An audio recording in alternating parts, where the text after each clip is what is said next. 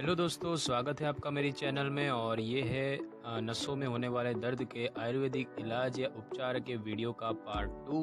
तो दोस्तों शुरू करते हैं। और आज के इस पार्ट में हम बात करने वाले हैं नसों में दर्द के आयुर्वेदिक इलाज या उपचार के बारे में। सबसे पहले बात करते हैं निदान परिवार्जन। दोस्तों निदान परिवार्जन में बीमारी के कारण को दूर किया जाता है, क्योंकि नसों में दर्द का प्रमुख कारण वात दोष में असंतुलन आना है और इसीलिए न्यूरोपैथिक पेन के इलाज में वात बढ़ाने वाले खाद्य पदार्थों का सेवन न करना महत्वपूर्ण भूमिका निभाता है।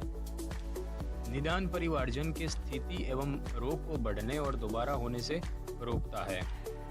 दूसरा है दोस्तों स्नेहन। दोस्तों स्नेहन थेरेपी में शरीर को बाहरी और आंतरिक रूप से चिकना किया जाता है और जिससे शरीर में जमे अपशिष्ट पदार्थ नष्ट हो जाते हैं और बढ़े हुए वात में संतुलन आता है। स्नेहन वात रोगों जैसे कि साइटिका और ऑस्टियोआर्थराइटिस के इलाज में असरकारी है और इन स्थितियों के कारण पैदा हुए न्यूरोपैथिक पेन को स्नेहन से दूर किया जा सकता है। उसके बाद है दोस्तों स्वेदन। तो स्वेदन में विभिन्न उपकरणों जैसे कि धातु की वस्तु, कपड़े, गर्म हाथों वगैरह से शरीर या प्रभावित हिस्से पर पसीना लाया जाता है और ये शरीर से अतिरिक्त दोष को साफ एवं संतुलित करने में मदद करता है। स्वेदन अमा को पतला कर उसे पाचन मार्ग में लाता है और जहां से अमा को पंचकर्म थेरेपी की विभिन्न चिकित्साओं जैसे कि विरेचन और बस्ती के जरिए शरीर से बाहर निकाल दिया जाता है। ये रक्त प्रवाह में सुधार लाता है और यह सभी वात से संबंधित विकारों के लिए सबसे बेहतरीन चिकित्साओं में से एक है। नसों में दर्द का संबंध प्रमुख तौर पर वात दोष से होता है और इस प्रकार के दर्द के इलाज में स्वेदन लाभकारी साबित हो सकता है। उसके बाद है दोस्तों विरेचन। विरेचन कर्म में दस्त लाने और शरीर से अमा एवं बढ़े हुए दोष को हटाने के लिए जड़ी बूटियों का इस्तेमाल किया जाता है। ये प्रमुख तौर पर त्वचा विकार के लिए जिम्मेदार असंतुलित पित्त दोष को हटाने में असरकारी है। इस प्रकार विसर्प यानी कि दाद और इससे संबंधित लक्षणों जैसे कि नसों में दर्द को नियंत्रित करने के लिए विरेचन का उपयोग किया जाता है। विरेचन साइटिका और ट्राइजेमिनल न्यूराल्जिया से संबंधित नसों में दर्द को नियंत्रित करने में भी मदद करता है। उसके बाद है दोस्तों बस्ती। दोस्तों पंचकर्म थेरेपी में से एक बस्ती जो है वो बस्ती कर्म में काढ़े, तेल या फिर पेस्ट के रूप में हर्बल एनिमा दिया जाता है। बस्ती जो है वो आंतों को साफ करती है और शरीर से असंतुलित दोष एवं अवा को नष्ट करती है। दीपन यानी कि भूख बढ़ाने वाले और लेखन गुण के कारण अरंडी मूल बस्ती शरीर से अकड़न और भारीपन को दूर करने में उपयोगी है और जिससे असंतुलित कफ को ठीक किया जाता है। ये बढ़े हुए वात को भी साफ करता है और इसमें सूजन रोधी, एंटीऑक्सीडेंट, दर्द निवारक और हड्डियों को पुनर्जीवित करने वाले गुण होते हैं। और उसके बाद दोस्तों नास्य। नास्य में जड़ी बूटियों को काढ़े या तेल के रूप में नासिक गुहा में डाला जाता है। चूंकि नाक को मस्तिष्क का द्वार माना जाता है और इसीलिए ये सिर से दूषित दोष को साफ करने में मदद करता है। इस चिकित्सा से सिर की नाड़ियां खुल जाती है और सिर, नाक, आंखों, मुंह, कानों और पैरानेजल साइनस यानी कि चार हवा से भरे स्थानों के जोड़ों का समूह जो नासिक गुहा को घेरते हैं उसे पैरानेजल साइनस कहते हैं। उससे अमा यानी कि विषाक्त पदार्थ साफ होती है और इससे सिर और शरीर में हल्कापन आता है। नास्य में इस्तेमाल होने वाली जड़ी बूटियां हैं विडंग, बृहति, अपामार्क और सहजन। नास्य जो है वो साइनोसाइटिस, जुकाम और एलर्जिक राइनाइटिस जैसी स्थितियों के इलाज में उपयोगी है। ये कानों और आंखों से संबंधित समस्याओं जैसे कि सुनने की क्षमता कम होना और टिनिटस यानी कि कान बजना, खुजली एवं आंखों से पानी आना, कंजक्टिवाइटिस तथा ग्लूकोमा के इलाज में मददगार है। ट्राइजेमिनल न्यूराल्जिया को नियंत्रित करने के लिए बादाम रोगन तेल का इस्तेमाल किया जाता है। और लास्ट में दोस्तों कटी बस्ती।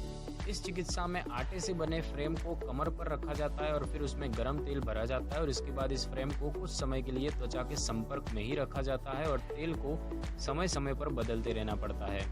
इस चिकित्सा में त्वचा को चिकना और पसीना लाया जाता है और जिससे अमा और असंतुलित दोष को साफ करने में मदद मिलती है। ये साइटिका और उन स्थितियों के इलाज में उपयोगी है जिनके लक्षण साइटिका की तरह ही होते हैं। और लास्ट में दोस्तों रक्त मोक्षण। तो रक्त मोक्षण में धातु के उपकरण, गाय के सींग, जौंक या सूखे करेले के जरिए शरीर से अशुद्ध खून को निकाला जाता है। अशुद्ध खून को निकालने से शरीर से विषाक्त पदार्थ भी बाहर निकल जाते हैं और सेहत में सुधार एवं लक्षणों में राहत मिलती है। ये बढ़े हुए दोष जैसे कि वात और पित्त को साफ करने में भी मदद करता है और ये चिकित्सा साइटिका के कारण हुए नसों में दर्द के इलाज में भी उपयोगी हो सकती है।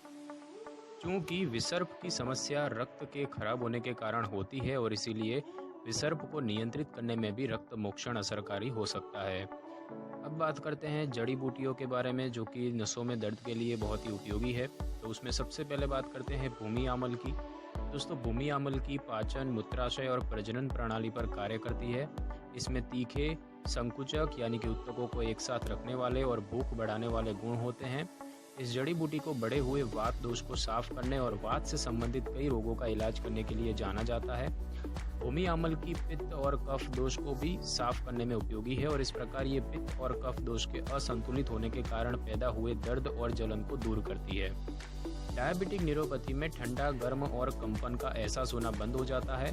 भूमि आमल की इस समस्या को भी दूर करती है और इसीलिए डायबिटीज में होने वाले नसों में दर्द के इलाज में इस जड़ी बूटी का इस्तेमाल असरकारी है। लीवर रोगों के इलाज में इस्तेमाल होने वाली प्रमुख जड़ी बूटियों में से एक भूमि आमल की भी है। इसके अलावा डायबिटीज, एडिमा, पीलिया, कोलाइटिस यानी कि आंतों में सूजन, गोनोरिया जो कि एक यौन क्रियाकलाप के दौरान एक व्यक्ति से दूसरे व्यक्ति में फैलने वाला सबसे आम रोग है गोनोरिया, और पैचिस को नियंत्रित करने में भी भूमि आमल की का इस्तेमाल कर सकते हैं। बाहरी तौर पर इस जड़ी बूटी के इस्तेमाल से जलन, घाव, सूजन, खुजली और अन्य त्वचा रोगों के इलाज में मदद मिलती है। इसका इस्तेमाल अर्क, रस, पाउडर, पुल्टिस या फिर गोली के रूप में कर सकते हैं। उसके बाद है दोस्तों हरिद्रा यानी कि हल्दी। दोस्तों हरिद्रा परिसंचरण, पाचन, श्वसन और मूत्र प्रणाली पर कार्य करती है और इसमें एंटीऑक्सीडेंट और सूजन रोधी गुण होते हैं। ये खून बनाने और उसे साफ करने में मदद करती है। नसों में दर्द से राहत पाने में हरिद्रा उपयोगी है और इसका इस्तेमाल अर्क, काढ़े, दूध के काढ़े, पाउडर और पेस्ट के तौर पर किया जा सकता है। उसके बाद है दोस्तों बला। बला जो है वो परिसंचरण, तंत्रिका, प्रजनन, श्वसन और मूत्र प्रणाली पर कार्य करती है। इसमें नसों को आराम देने, दर्द निवारक, ऊर्जादायक, उत्तेजक और मूत्रवर्धक गुण होते हैं। शरीर को ताकत एवं मजबूती देने के लिए इस्तेमाल होने वाली प्रमुख जड़ी बूटियों में बला का नाम भी शामिल है। बला जो है वो उत्तकों को ठीक और लंबे समय से हो रही जलन का इलाज करती है और विभिन्न वात विकारों को नियंत्रित करने और सुन्नपन, नसों में दर्द एवं मांसपेशियों में ऐंठन का इलाज करने में इसका इस्तेमाल किया जा सकता है। ये नसों में दर्द के सामान्य कारणों जैसे कि साइटिका, डायबिटिक न्यूरोपैथी और आर्थराइटिस के इलाज में भी असरकारी है और इसका इस्तेमाल काढ़े, पाउडर या औषधीय तेल के रूप में कर सकते हैं।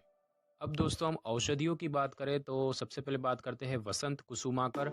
दोस्तों इस औषधि को स्वर्ण यानी कि सोना, रौप्य यानी कि चांदी, वंग यानी कि टीन, नागा यानी कि लेड और अभ्रक की भस्म यानी कि ऑक्सीजन और वायु में उच्च तापमान पर गर्म करके तैयार हुई जो भस्म है उसको वासा यानी कि अड़ूसा, चंदन और हरिद्रा यानी कि हल्दी जैसी जड़ी बूटियों में मिलाकर तैयार किया गया है।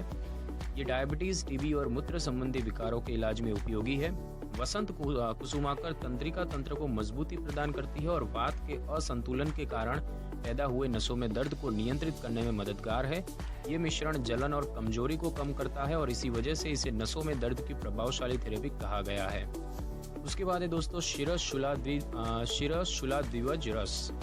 दोस्तों ये रसायन ऊर्जादायक औषधि है जिसे शुद्ध पारद यानी कि पारा, गंधक, शुद्ध गुग्गुल, लोह यानी कि आयरन, भस्म, ताम्र यानी कि तांबा की भस्म, त्रिफला यानी कि आमल की, विभितकी और हरितकी का मिश्रण, गोक्षुरा और दशमूल से तैयार की गई है। इस मिश्रण में गुग्गल भी मौजूद है जिसमें वात को साफ करने के गुण होते हैं और ये सभी प्रकार के दर्द को नियंत्रित करने में उपयोगी है, जिसमें नसों में दर्द भी शामिल है, खासतौर पर ट्राइजेमिनल न्यूराल्जिया के कारण होने वाला नसों में दर्द। उसके बाद है दोस्तों महावात विध्वंसन रस। दोस्तों बढ़े हुए वात को ठीक करने की बेहतरीन औषधियों में महावात विध्वंसन रस का नाम भी शामिल है। ये तंत्रिका तंत्र से संबंधित विकारों और दर्द भरी स्थितियों के इलाज में उपयोगी है। दोस्तों महावात विध्वंसन रस वात की नाड़ियों और वात प्रधान हिस्सों पर असर करती है। ये वात को संतुलित करती है और जिससे वात के असंतुलन के कारण पैदा हुए लक्षणों में कमी आती है। व्यक्ति की प्रकृति और प्रभावित दोष जैसे कई कारणों के आधार पर चिकित्सा पद्धति निर्धारित की जाती है और उचित औषधि और रोग के निदान हेतु आयुर्वेदिक चिकित्सक से आपको परामर्श करना चाहिए। सो फ्रेंड्स पार्ट 2 में बस यहाँ तक ही, और आगे के पार्ट 3 देखने के लिए और हेल्थ से जुड़े वीडियोस पाने के लिए मेरी चैनल मेडल सपोर्ट को सब्सक्राइब करें और बेल आइकन के बटन को क्लिक कर ले ताकि आपको नई वीडियो की नोटिफिकेशन सबसे पहले आपको मिल सके। और अगर आपको ये वीडियो पसंद आई हो तो इस वीडियो को लाइक और शेयर करें और कमेंट भी ज़रूर करें।